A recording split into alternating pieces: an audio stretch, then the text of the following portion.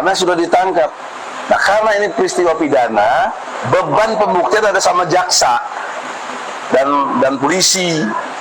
Jadi jaksa dan polisi bertanggung jawab pembuktian tentang tuduhan kepada Bambang Tri dan Gus Nur bahwa beritanya hoaks, beritakan Jokowi ijazahnya palsu, tapi faktanya tidak pernah dibuktikan di pengadilan sampai inkrah, maksudnya kasasi.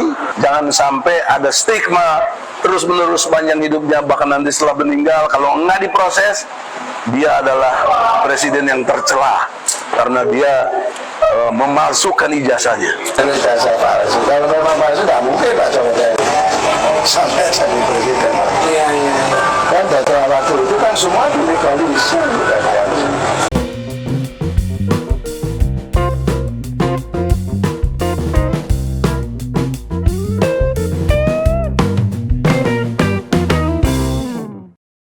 Assalamualaikum warahmatullahi wabarakatuh. Shalom, Om Swastiastu, Namo Buddhaya, salam kebajikan, salam sejahtera bagi kita semua. Kembali lagi dengan saya di sini, Leonardo Sirait, di channel kesayangan kita ini, Sirait Media. Oke teman-teman, kali ini kita akan membahas hal yang sangat menarik ya, tentang anak abah maupun kaum 16% bergantian menyerang Pak Jokowi dan Pak Prabowo dan Mas Gibran ya. Intinya juga keluarganya Pak Jokowi ya.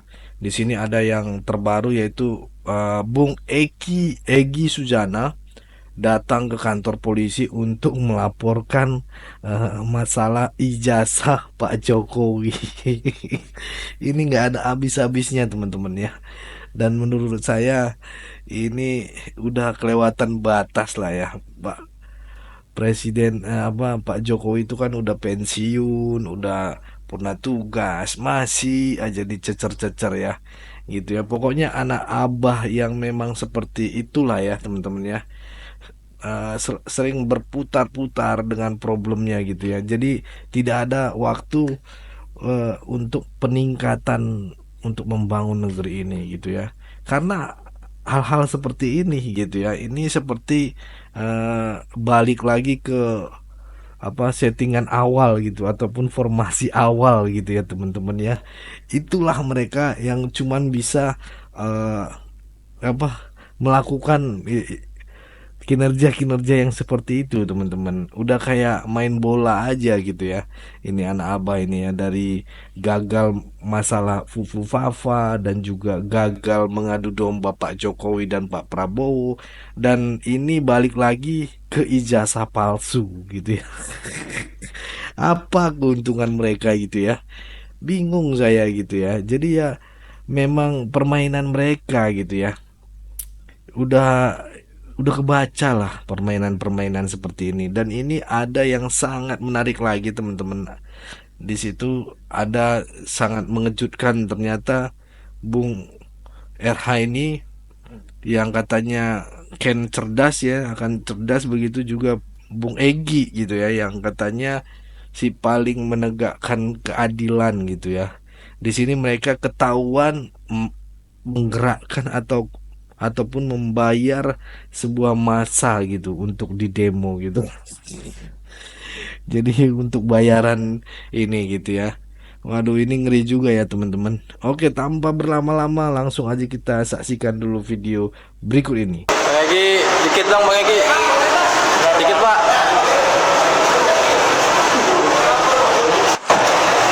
Bang, sedikit Bang.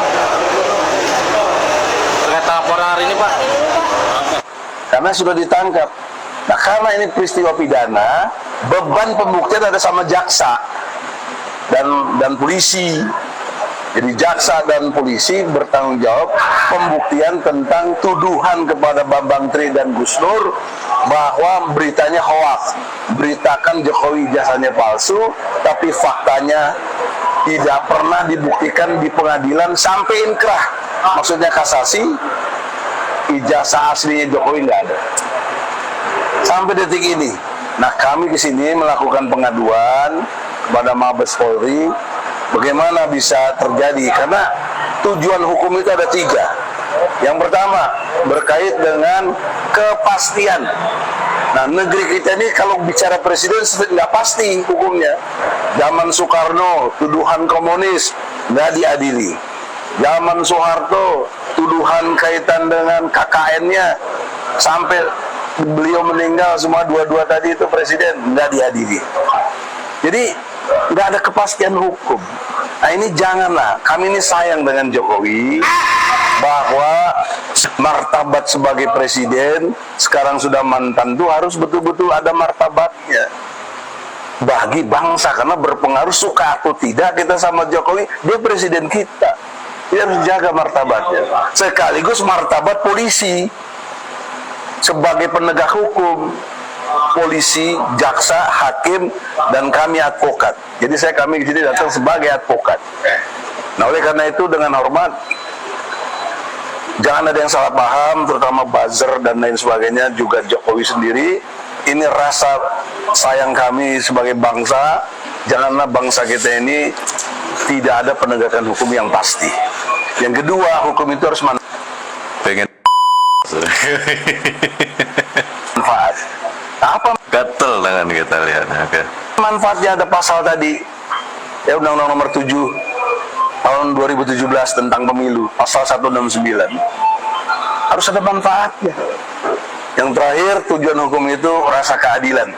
Jadi dengan rasa keadilan yang kita ingin capai untuk bangsa dan negara, dan ini baik buat keluarga Jokowi sendiri, keturunan-keturunannya, jangan sampai ada stigma terus-menerus sepanjang hidupnya, bahkan nanti setelah meninggal, kalau enggak diproses, dia adalah presiden yang tercela karena dia memalsukan ijazahnya.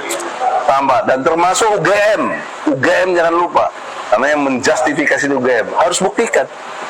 Ya. Nah, kalau mereka benar bisa menunjukkan ijazah aslinya, ya sudah selesai, bangsa ini bagus, dan kemudian kita cabut laporan. Saya kira itu poinnya. Artinya berarti rektor UGM itu juga dilaporkan. Udah dipastikan, karena kelembagaan universitasnya namanya UGM, dan perlu dicermati si Sutikno itu, Profesor Pratikno itu 2 kali jadi menteri, 2 kali juga jadi rektor, diduga kuat, dia tahu persis. Tapi kenapa dia nggak bicara? Kalau saya jelas nggak percaya, sama sekali saya tidak rela kalau dikatakan Bapak saksinya gitu ya, Bapak. Nah, Bapak ini kabarnya Pak gurunya Pak Presiden ya, ketika masih dari kelas 1 dari kelas SMP atau SMA atau SD? SMP. Oh, di SMP mana Pak? di SMP Negeri 1 Surakarta, SMP Negeri 1 Surakarta. Jalan MPR, Jalan Nomor 4. Kalau Pak Jokowi masuk, ingat Pak, tahun berapa? Tahun 74. 74. Ya. Di SMP itu ya Pak ya? Ya, 74 kelas 1, 75 kelas 2, 76 kelas 3 lulus. Nah, Pak Soeharto sendiri mengajar Pak Jokowi di kelas? Di kelas 2, kelas 1 dan kelas 2. Kelas 1 dan kelas 2. Ya. Bapak dengar nggak kabar bahwa informasi yang mengabarkan bahwa ijazah Pak Jokowi palsu gitu? Ya, Dengar ya, Pak? Iya, dengar baru kemarin saya juga kaget. Itu nggak mungkin Pak Jokowi. Biasa Pak Dewo ngedan jangan didengarkan. Ijazahnya masuk, masa bisa sampai kanan? Bisa sampai pada waktu untuk wali kota nggak ada apa-apa, gubernur nggak apa-apa. Kalau presiden ijazah palsu, kalau memang palsu nggak mungkin Pak Jokowi sampai jadi presiden. Iya. Kan dari waktu itu kan semua dilegalisir. Ya, kalau saya jelas nggak percaya, sama sekali saya tidak rela kalau dikatakan Bapak saksinya gitu ya, Bapak merasa menyaksikan ya, perjalanan pendidikannya dia. iya, kita menyaksikan perjalanan pendidikan. Seingat saya, beliau itu pendiam, pinter, dan juga pelit di dalam ulangan. Ya, pelit ini artinya kalau ada ulangan, itu teman sebangku atau yang lain bangku, misalnya mau tanya, itu dia selalu nutupi pekerjaannya. Nah, ini saya masih ingat itu. Di media sering dipertanyakan adalah nomor registrasi ini. Nah, nomor register ini biasanya yang kalau saya lihat di media sosial itu tidak nampak. Nah, padahal ini ada. Di samping kanan saya ada Bapak Dekan, Bapak Sigit Sunarta. Pak Dekan bisa menjelaskan Ya. bagaimana keabsahan ijazah yang dikeluarkan oleh UGM, Pak, Baik. untuk mahasiswa bernama Pak Joko Widodo gitu. Ya, dan data-data yang ada di Fakultas Kedokteran Universitas Gadjah Mada diantaranya adalah salinan ijazah. Salinan ijazah ini perlu saya sampaikan karena memang kalau ijazah aslinya dipegang oleh yang bersangkutan dalam hal ini adalah Bapak Joko Widodo begitu. Nah, beberapa hal yang mungkin di media sering dipertanyakan adalah nomor registrasi ini. Nomor register ini biasanya yang kalau saya lihat di media sosial itu tidak nampak. Nah, padahal ini ada. Ya, saya nggak tahu kenapa bisa terjadi seperti itu. Kemudian berkas-berkas beliau itu adalah berkas beliau selama menempuh pendidikan di Fakultas Kehutanan ini terdokumentasi dengan baik, ya. Mulai dari misalkan ini pada saat Pak Jokowi mengumpulkan skripsi ini ke fakultas, kemudian bebas pinjaman, bahkan nilai-nilainya semua ada tertera di sini lengkap, ya. Dan perlu saya sampaikan bahwa ini bukan baru, ya, ini betul-betul dokumen sudah lama, sudah kelihatan kuning begitu. Jadi, ini dokumen-dokumen yang ada pada kami. Kemudian kalau skripsi asli memang diserahkan kepada kami. Jadi skripsi Pak Joko ini selalu ditaruh di perpustakaan, ya, Pak, ya? Di perpustakaan, tapi untuk sementara kita yang kita tampilkan di perpustakaan adalah salinannya. Sedangkan untuk yang asli kita simpan pada tempat khusus. Saya pernah jadi ketua KPU DKI, di mana tahun 2012 saya turut menerima langsung berkas pendaftaran calon gubernur DKI Jakarta. Salah satunya adalah Pak Jokowi. Saya juga turut menerima berkas pendaftaran calon presiden di tahun 2014 sebagai komisioner KPU Pusat. Jadi dari dua peristiwa itu saya ini saksi pelaku bahwa setelah memeriksa dokumen pencalonan, bahkan sampai verifikasi lapangan, termasuk membuka akses bagi publik untuk mereka menyampaikan komplain, sanggahan, atau masukan terhadap seluruh dokumen pencalonan calon presiden. Dan dari seluruh proses itu, KPU memutuskan tanpa keraguan bahwa seluruh dokumen yang diajukan calon presiden, termasuk calon presiden Jokowi, memenuhi syarat atau asli. Sebetulnya terhadap tuduhan Bambang Trimulyono dan pihak-pihak lain yang turut mengamplifikasi bahwa mereka menuduh ijazah Pak Jokowi itu palsu atau tidak asli, itu sebetulnya bukan soal ijazah. Mereka hanya ingin membuat kacauan saja. Mereka ingin membuat Indonesia itu gaduh. Jadi Bambang Tri dan kawan-kawan sebetulnya tidak ingin Indonesia tenang. Apa saja dipersoalkan, termasuk ijazah Pak Jokowi yang sudah jelas-jelas terverifikasi dari seluruh pihak itu adalah asli. Kendali manusia. Tapi kalau air hujan itu dalam kendali manusia. Yang ini tolong dicek ini ijazahnya asli atau palsu. Omongan beda dengan kenyataan. Curah hujan tidak dalam kendali kita. Dalam kendali manusia. Tidak dalam kendali kita. Dalam kendali manusia. Tidak dalam kendali kita. Tidak dalam kendali kita.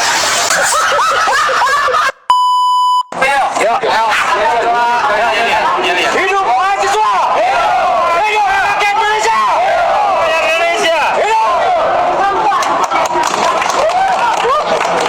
Mas Ramdhani, kemarin katanya Anda mengikuti acara di Polres Tangerang. Ya, Polres Tangerang. Kalau boleh tahu, bagaimana kronologinya Anda sampai ke Polres ke sana? Sebelumnya saya kan ikut organisasi. Nah, saya di sana ikut dengan organisasi. Salah satu bukti dari banyak hoaks dan provokasi yang dibuat Pak Said Didu. Nah, di organisasi itu saya disuruh datang ke Polres Tangerang. Iya. Itu undangannya itu berkaitan tentang seminar BUMN. Iya. BUMN itu kan namanya Said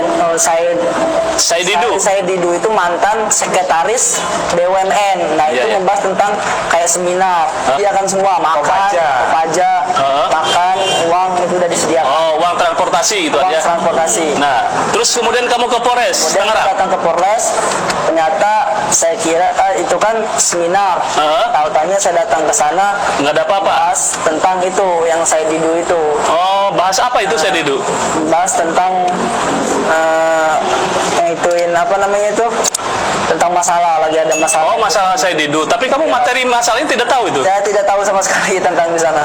Berapa orang itu sekitar? 50 mahasiswa. 50 mahasiswa. Iya. Nah,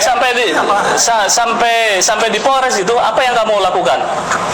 Yang saya lakukan di Polres itu foto bareng, datang ke sana tuh masuk ke Polresnya itu foto bareng sama bikin video, udah itu setelah itu pulang kita dapat makan sama uang gitu. Terus tokoh yang kamu kenal di situ siapa aja yang foto bareng itu? Foto bareng itu ada Refdi Harun ada di sana? Ada Refdi Harun yang penjara itu apa namanya? Jurnalis terkenal tuh. Oh, siapa itu? Banyak jurnalis terkenal itu. Edi Mulyadi. Oh, Mulyadi ada, kamu lihat? Ada, Edi Mulyadi ada di sana. Ketemu dengan saya Didu di sana? Tidak ketemu. Tidak tahu? Tidak tahu. Oh, ketika pulang saya Didu juga tidak tahu? Tidak tahu. Nah, jadi tidak tahu apakah ada saya Didu di Polres atau tidak, kamu tidak tahu? Tidak tahu. Pak Prabowo sepertinya menurut yang saya tangkap dari penjelasan beliau itu memang sangat berterima kasih kepada Pak Jokowi karena martabatnya dipulihkan. Pak Prabowo cerita, di ruangan ini ketika terima saya, di ruangan ini saya diberhentikan, saya dipecat oleh banyak jenderal itu. Tapi di ruangan ini juga martabat dia dipulihkan. Siapa yang memulihkan martabat dia? Dia sekarang jadi Menteri Pertahanan. Di ruang tempat dia dipecat sekarang jadi ruangan kerja dia. Ruangan kerja dia yang membawahi semua jenderal-jenderal, Angkatan Darat, Angkatan Laut, Angkatan Udara. Iya. Harga dirinya pulih, martabatnya pulih. Rasa kecewa dia ketika diberhentikan dari ketentaraan itu sedikit banyak terobati karena Pak Jokowi menunjuk Pak Prabowo yang menjadi kompetitor Pak Jokowi selama 2 kali pemilu menjadi Menteri Pertahanan. Bukan Menteri ece-ece, itu Menteri Pertahanan. Salah satu menteri dengan anggaran dan kekuasaan paling besar di Republik ini. Oh, Pak Prabowo merasa sangat dimanusiakan oleh Pak. Untuk kalian yang ingin memisahkan Pak Prabowo dan Pak Jokowi, sudahlah, inilah, tak mungkin. Jokowi. Makanya Pak Prabowo bilang, ya dia berterima kasih dengan Pak Jokowi. Ya kan? Pak Prabowo itu benar-benar jadi timnya Pak Jokowi, jadi penggemar berat Pak Jokowi, jadi pendukung paling loyalnya Pak Jokowi. Anda saksikan, nggak ada Gerindra yang mengganjal atau mempertanyakan kebijakan pemerintah. Semuanya disupport, semuanya didukung di DPR. Bahkan ada partai yang ngakunya paling Jokowi itu beberapa kali ya mempersulit kebijakan Pak Jokowi di DPR. Betul. Ya betul, masalah RU perampasan aset itu. Gue belum banyak utarakan ya. Tapi yang bisa menyelamatkan sepak bola Indonesia itu cuma satu. Apa? RI 1.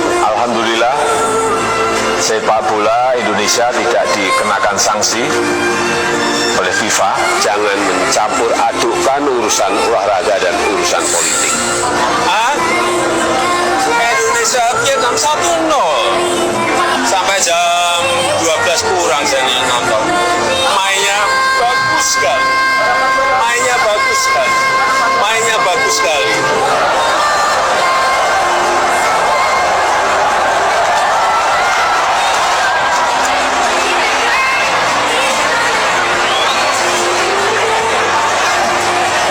Oke, cukup segitu dulu teman-teman. Berikan tanggapan teman-teman yang menonton video ini bagaimana, boleh berikan pandangan kalian di kolom komentar.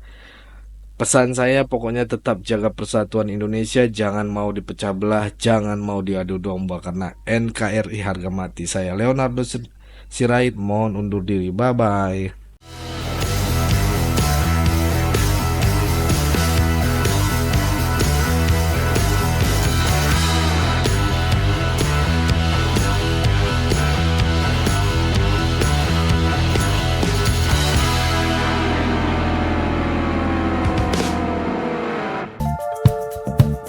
Kawan-kawan yang mau mendukung Sirait Media, boleh melalui rekening ini dan bisa melalui Kris Mobile Banking ini. Dengan cara scan barcode Kris ini di mobile banking, kawan-kawan.